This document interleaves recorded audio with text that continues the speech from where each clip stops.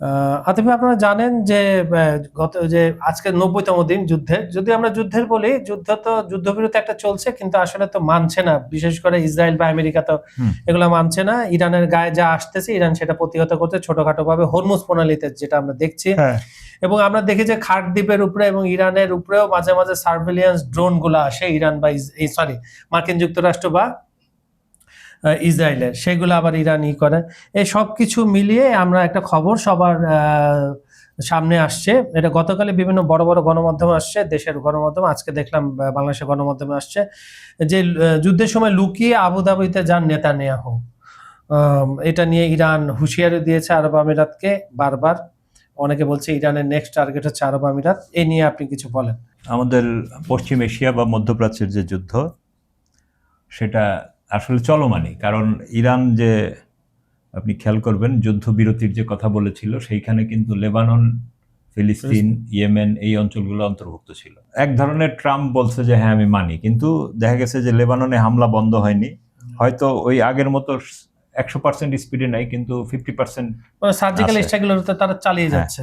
এবং একই সাথে ফিলিস্তিনের যে ওই যে উপত্যকা এলাকাটা মিশর সীমান্তবর্তী, সেইখানেও কিন্তু প্রতিদিন হামলায় এখনো বেশ হতাহতের ঘটনা ঘটে।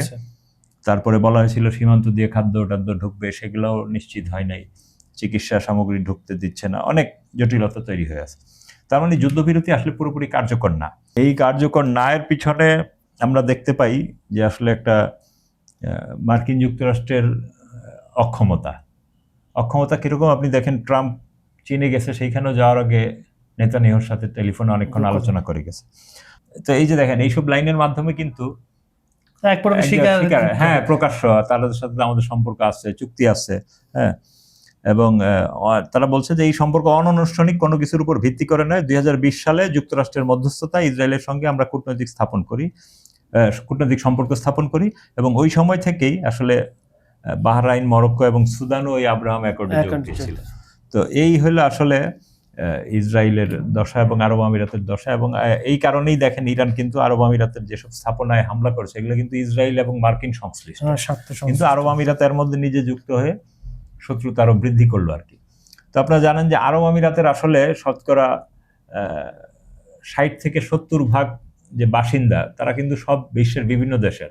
একটা হলো বিশাল শ্রমিক শক্তি, আর আরেকটা হলো মাইগ্রেটেড জনগোষ্ঠী। আরব আমিরাত তাদের ট্যাক্স ফ্রি সিস্টেমের কারণে সারা পৃথিবী থেকে ধরেন ব্ল্যাক মানি হোল্ডাররা, বিশ্বের বিভিন্ন দেশ থেকে সব ব্ল্যাক মানি হোল্ডাররা, ইভেন আমাদের দেশেরও প্রচুর ব্ল্যাক মানি হোল্ডার ওইখানে গিয়ে অ্যাপার্টমেন্ট কিনে